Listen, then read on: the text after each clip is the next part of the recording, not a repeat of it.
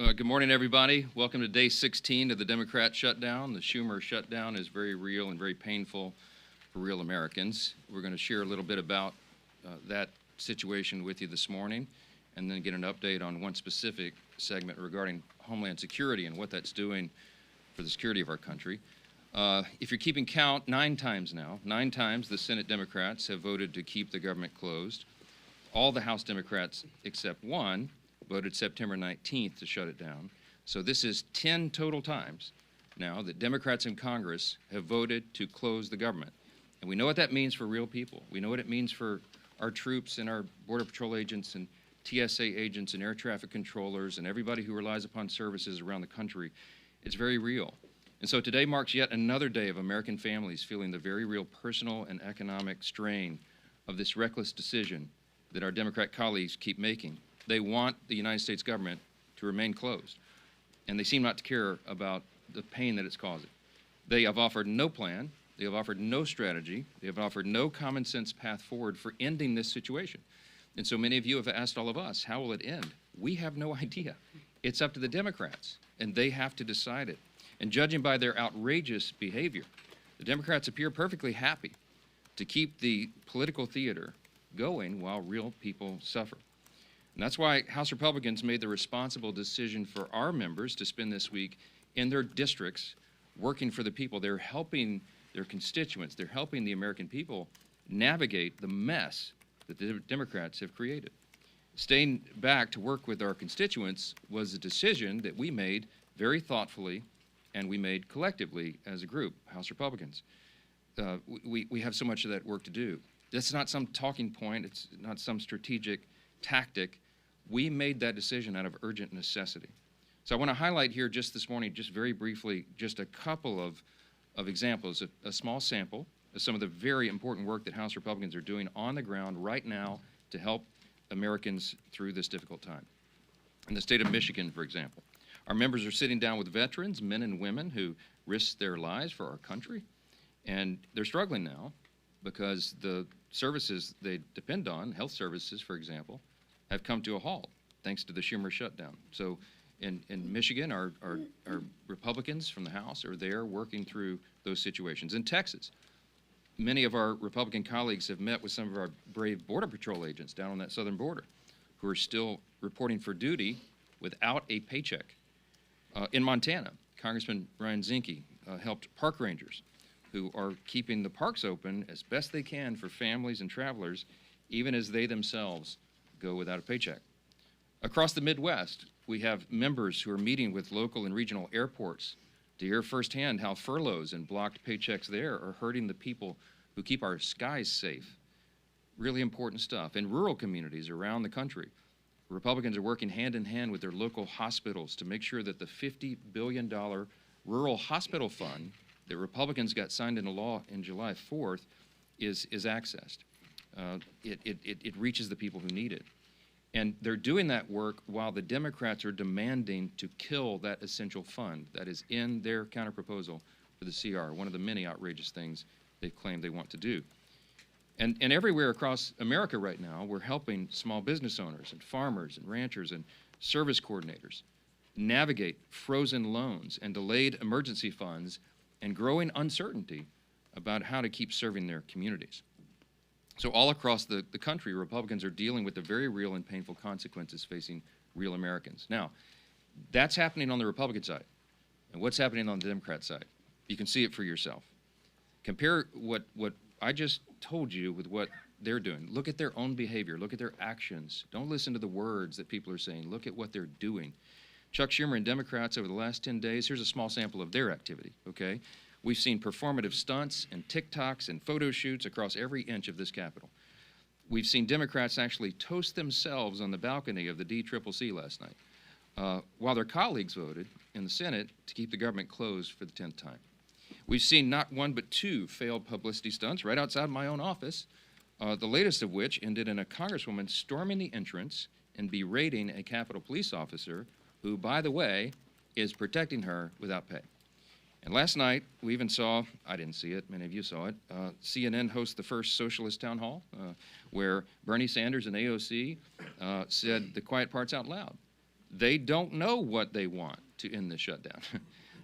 They couldn't provide a single viable solution for the mess that they themselves have gleefully created. And by the way, those are the real leaders of the Democrat Party. We all know it, AOC and Bernie. Good luck with that. And amid all that, Chuck Schumer is actually bragging that every day gets better for his party. As you know, that is his words, not ours. All this would be laughable if it didn't come at the cost of American families, and it really is deadly serious.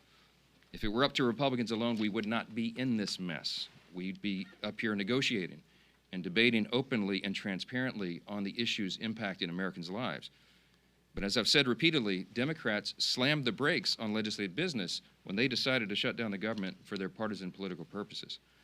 The progress we made on appropriations and the conversations that were underway on the COVID-era Obamacare subsidies and all those issues, all that sits at a standstill until Democrats reopen the government. As soon as 5 Senate Democrats come to their senses and break ranks and turn the lights back on, House Republicans are anxious to get back to legislative session and to pick up our unfinished business. We have a lot yet to do. Until then, I'll continue to share the facts from this podium every morning to try to get this message directly to the American people. Republicans will continue serving on the job in our communities on behalf of the American people that we represent. I'm going to conclude this morning by saying this again. There's an incredible contrast right now between the two parties that could not be more clear. As we say here every day, this is not your grandfather's Democratic Party. It truly has become the far left, Marxist left, that are running that whole operation. And it has real effects on real people. And I just want you to, I'll highlight again the split screen of what we're seeing.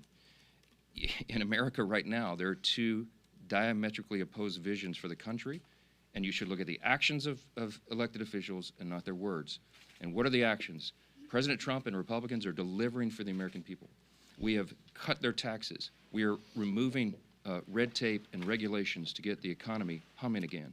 We have ended the border crisis, virtually 0 crossings in the last 4 months under President Trump. We are ending the crime crisis around America, taking heroic measures to make sure that happens. We're cutting fraud, waste, and abuse out of government and making government more efficient and effective for the people. And right now, President Trump is resolving international conflicts, restoring peace through strength around the globe. That's just a small sampling of what's been done by Republicans in the last 9 months. And what have Democrats done the last 9 months? On the split screen, look at the other side. They've shut down the government. I mean, I don't know what else to say. Put all the gimmicks and the talking points aside and look at the indisputable facts and evidence of what is happening right here. There could not be a stronger contrast between the two parties. And I don't know how more simply we can say that. With all that, I'm really happy to introduce our good friend from New York. Chairman Andrew Garbarino is the chair of our House Committee on Homeland Security, and he's here with us this morning to tell us a little bit more about the grave consequences of the Democrat shutdown on America's national security. It could not be more serious than it is right now. Andrew, go ahead. Thank you, Speaker. Sure. Thank you, Speaker, and Leader Scalise and Chairman McClain. Thank you all for being here today. The Senate Democrats' decision to shut down this government for cheap political points lacks any common sense and is undermining the Department of Homeland Security's core mission, as well as the people tasked with upholding it. Nearly 95% of DHS's workforce is considered essential, and that's rightfully so. But that means they're at work right now, and they're not getting paid. More than 63,000 CBP personnel, including U.S. Border Patrol, are continuing their steadfast commitment to securing our borders. More than 61,000 TSA personnel are continuing their mission to protect the traveling public and keep the skies safe. More than 8,000 Secret Service personnel are still carrying out their no-fail mission to safeguard our nation's leaders. More than 49,000 U.S. Coast Guard personnel are serving to protect our maritime borders. I'm grateful that President Trump and Secretary Noem are taking steps to ensure that the Coast Guard personnel are getting paid, just like our military during the shutdown. And I appreciate the department's continued work to support frontline law enforcement officers. I think, though, it's also very vital that we ensure that TSA security officers are compensated as well. Just because the government shut down doesn't mean people aren't still flying. We owe all of these men and women at DHS a debt of gratitude for their continued service. But the shutdown is not just about personnel. It's undercutting our Homeland Security posture.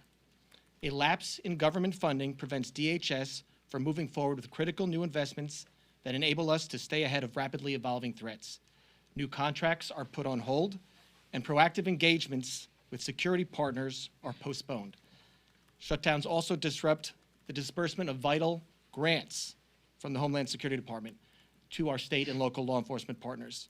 This undermines preparedness efforts and makes our communities less safe. Voting against the CR also, the Democrats have allowed crucial DHS authorities to expire. One of those is the Cybersecurity Information Sharing Act of 2015.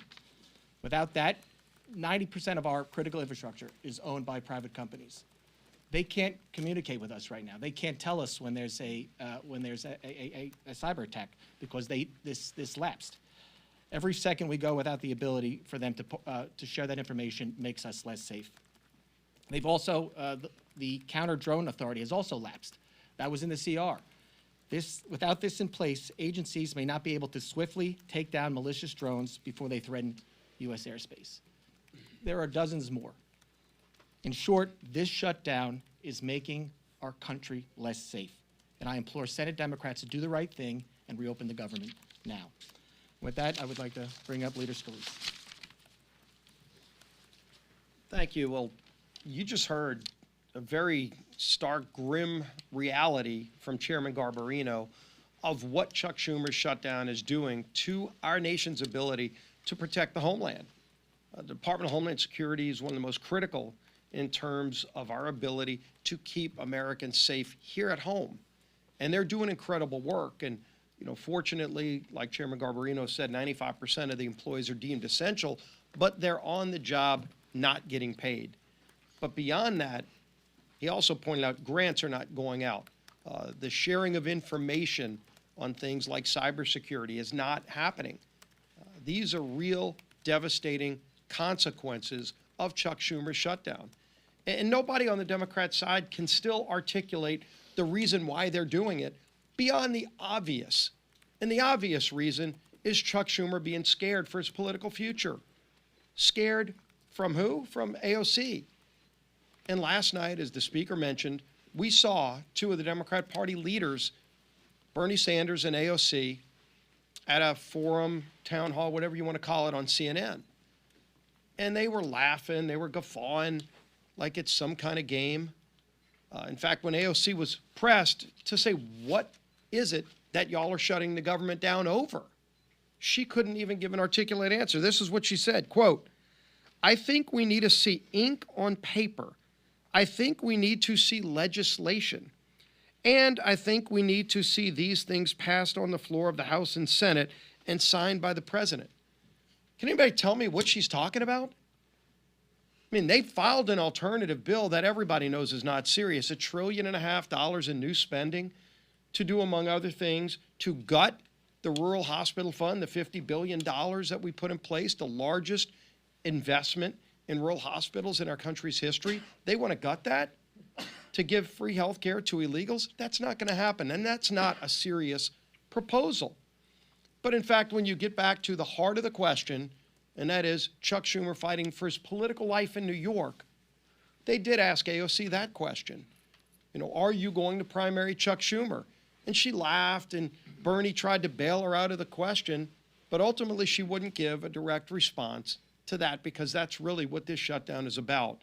Is Chuck Schumer afraid of the AOC wing of the party primarying and beating him in New York? And so he's just concerned about his political future, and he's willing to jeopardize the lives of the American people, to jeopardize our homeland security abilities that Chairman Garbarino talked about. These are serious consequences to real people, men and women in uniform, our federal workers that are not getting paid. All for what? For the gibberish you heard last night? They cannot articulate even what they want. We presented a clean CR that Chuck Schumer himself voted for in March. Very straightforward bill to fund the government and open it up just to give us more time to negotiate our differences, very big differences that we have on policy, but we can't even get to those policy negotiations while Chuck Schumer is shutting down the government. So Senator Thune's doing a great job of trying to find a way to keep bringing the bills back up until one day just 5 more senators on the Democrat side come to their senses and say they're willing to get the government back open so we can resume those negotiations. And we stand ready. We've done our job in the House, and we're ready to get back to work. There's a lot of work stacking up, but while Chuck Schumer keeps the government shut down, it's hurting millions of real families across America. With that, turn it over to our conference chair, Lisa McClain. Thank you, Leader, and thank you, Rep. Garbarino, for being here and the work that you're doing on the Homeland Security. Here we are. Democrats have shut down your government now for 16 days. So I think we all want to know, what have the Democrats done with all this time on their hands, right? Well, let's see. They've posed for glossy photos outside the Capitol. They've screamed at Capitol police officers who, by the way, they are refusing to pay, right? They've jumped on TV to what looks like an audition to be the next radical in charge after Chuck Schumer. And now they're gearing up for their I Hate America rally this weekend. A rally where they'll cheer for chaos instead of country. So take note of what goes on at that rally. Take note of how they put Americans first, really. Now, let's contrast that with Republicans who are doing what we always do, and that is actually working for the American people. And let me give you some examples, and I know our speaker talked about this, but I think this bears repeating again. Pat Fallon, who was in Texas hosting a town hall. Congressman LaLota connected with more than 8,000 of his constituents in New York doing a teletown hall. Congressman Collins held mobile office hours in Georgia. Congressman Walberg in my home state of Michigan brought veterans together in Michigan to tackle problems right now with the VA. Congressman Zinke actually rolled up his sleeves, I mean literally rolled up his sleeves in Montana to help Yellowstone National Park to clean it up. That's the difference. One side delivers solutions and the other are showboats. Republicans passed a clean CR to keep the government open. No gimmicks, no tricks. We actually want to govern. We did our job. And then we got back to work for the people who actually sent us here. Democrats, they saw a shutdown as leverage, as a chance to push for more wasteful spending. And don't take my word for it. Look at what they want to do, $1.5 trillion. You should never use a shutdown as leverage for more wasteful spending. But that's exactly what the Democrats are doing. Well, I have news for them. It's not going to work. Republicans are united behind the work that we've done for the American people. We will not hand out government benefits to illegals on your dime. We will not repeal provisions that cut waste, fraud, and abuse. And we will not cave to Democrats' $1.5 trillion in spending. So it's time for the Democrats to wrap up the photo shoots, stop actually attacking law enforcement, and end the who's more radical contest. Let's pass our clean bill and get back to work for the American people who sent us here. Thank you. All right, time for questions. Chad, go ahead. Mr. Speaker, good morning. Morning. I know what Republicans have said, saying the shutdown is because Schumer is afraid of Ocasio-Cortez. There have been questions to Ocasio-Cortez, Schumer, saying, is this because you're afraid? Are you going to challenge in a primary? They deny that. I understand the tension here about the shutdown. Just because you're saying that that's the case does not necessarily make that true. When they deny that, why should we continue to say, okay, it's because of they're worried about their left flank, or Schumer's worried about Ocasio-Cortez challenging him in a primary? Well, look, I'll be intellectually consistent, tell you don't listen to what politicians say, look at the actual evidence. I can put on my evidence here. First, Exhibit A is what AOC actually said last night. She did not disclaim that she was running against Schumer, and there's a lot to talk about that. You don't have to take my word for it. Most of you have written about that. But then also look at the evidence. Exhibit B would be what happened in March. And when we began all this, and I think at the first or second day of the shutdown, I brought you a magazine cover that I had on a big stack on my desk, the Washington Examiner, and it was a cartoon depiction of Chuck Schumer leaving the Senate with a box with all his belongings as if he'd been fired, and he had this shameful look on his face, and all the House Democrats were drawn behind him, screaming at him, holding up signs saying he was a traitor, etc. And that's the abuse he took from the far left corners of the base after he did the right and responsible thing, by his own words, not mine, the right and responsible thing to pass the continuing resolution in March. We have the identical product on the table today. What has changed? Don't take our word for it. Just go look. The only explanation for this is that Chuck Schumer does not want to face the heat and the scrutiny and the abuse that he took in March for doing the right, responsible thing by the far left voices in his party. When Bernie and AOC get the full stage for a CNN, the first socialist town hall, I hope they're proud of themselves. They are the voices of the party. I mean, they are. Look, Mamdani is on path, shockingly, sadly, frighteningly, to become the elected mayor of the largest city in America, the once cradle of capitalism. There is a Marxist rise in the Democratic Party, and the old guard, and I'm saying old guard. Chuck Schumer's been here for 44 years. Okay, he is not the flavor of the month. And he knows that he's going to get a challenge. If it's not AOC, it'll be another disciple of Mamdani or somebody like that. They all know that. Ask Hakeem Jeffries why he has not openly endorsed Mamdani for the mayor of New York. He's in a real bind. Because Hakeem Jeffries, while he's a far-left progressive politician, he's not a communist. But you have to aspire, you have to say, you have to stand for the farthest left ideas, socialism, communism, Marxism right now, to be in favor in the Democratic Party. This is not your grandfather's Democratic Party. They wouldn't recognize it. And that's the dynamic that Chuck Schumer is dealing with, and that's why he's drawn the line right here. He had to show a fight, and everybody knows it. It is plainly on display. Yes. News broke this week of a racist Hitler-loving group chat among young Republicans, including Vermont State Senator, and then an American flag with a swastika was found in a Republican congressman's office this week. Are you worried about that extremist pro-Hitler sentiment among the party's young Republicans? No.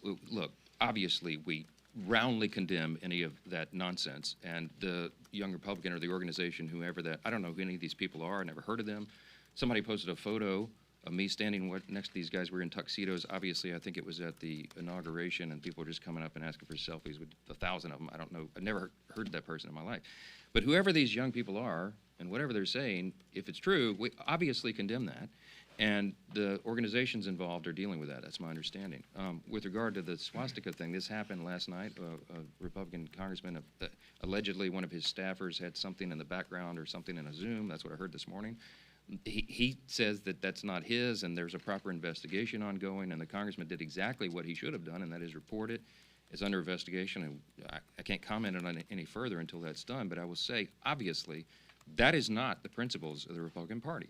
We stand for the founding principles of America. You want me to articulate them for you right now? Individual freedom, limited government, the rule of law, peace through strength, fiscal responsibility, free markets, human dignity, the things that lead to human flourishing. We have stood against that. We fought the Nazis. We defended that evil ideology. We roundly condemn it, and anybody in any party who espouses it, we're opposing that. I don't know how else more simply to say that. Yes, sir. Back on the shutdown, Leader Thune has offered Democrats a vote by the end of the year on Obamacare subsidies. Would you be willing to make the same commitment to sort of ease the shutdown situation? Let me tell you what happened yesterday, because I met with Leader Thune, and he offered to Chuck Schumer a vote on Obamacare subsidies, and Schumer said no. that happened. Asked Leader Thune about it, because they wanted a guaranteed outcome. Here's why we can't do that. Let me say this very clearly and for everyone again. Okay, the Obamacare subsidy issue is not the issue of today. It is in a subsidy that expires December 31. We were always planning to continue the debate and discussion about that issue in October and November. Ironically, Democrats are taking the time off the clock for us to do that. It's a very complicated, complex matter. There are no income caps on that. By the way, did you know if you're a hardworking taxpayer, middle-class earner, and your family's struggling to put food on the table, did you know that you are subsidizing wealthy people's health care with that subsidy? You probably didn't. Premiums have risen by some estimates 60% since Obamacare was enacted into law in 2010. There's no way to repeal and replace it because it's too deeply ingrained right now. We have to improve it. Republicans are the ones with the ideas to increase access to care, the quality of care, and bring down the cost. Not the Democrats. They're the ones that gave us this problem, and they're the ones that have made it so expensive. Now, we have 535 members between the House and Senate. There's a lot of people in this deliberative body here. That's a very complicated issue. It's not something that 4 people can go into a back room and guarantee an outcome on. It can't be done. It was not possible to be part of the CR, and it is not feasible. It's not appropriate to be on the CR. We require the member-driven consensus process here, and that's what's necessary. So it's not possible for Leader Thune to guarantee to Chuck Schumer some outcome on that because we haven't finished those deliberations. I mean, that's just as simple as it is, and all of you report on the Hill all the time. You know how the process works. So when Leader Thune offered Schumer a vote on the ACA, on the subsidy, without guaranteeing an outcome, Schumer said, nope, no thanks, we'll keep it closed. Because, by the way, remember, every day of the shutdown gets better for us, as Chuck Schumer said, okay? So is that It's a not getting no? better for the American people. Will you not commit to holding a vote on ACA subsidies? No, Is I that a didn't no? say that. I did not Well, say no, that, Reed. before- I yes. said none of us can guarantee an outcome on that. I have said consistently all along, this is part of the deliberative process. We're going to debate and discuss that. And there are debates and discussions going on our side of the aisle and on theirs, but to get everybody together and build that consensus is not possible until we get the government operating again and we stop holding, I get very upset about that. We stop holding the American people hostage for these ridiculous political games. People see what's going on here. We should not have Border Patrol agents not paid right now because Chuck Schumer wants to pay political games to cover his tail. I don't know how much more simply to say that, and every single one of you know that's exactly what's going on. I don't like being mad, Mike. I want to be happy, Mike. I want to be the happy warrior, but I am so upset about this. God bless America. We're done. Thanks. Can you talk about the defense bill in the Senate? Your question? Will you get to do it?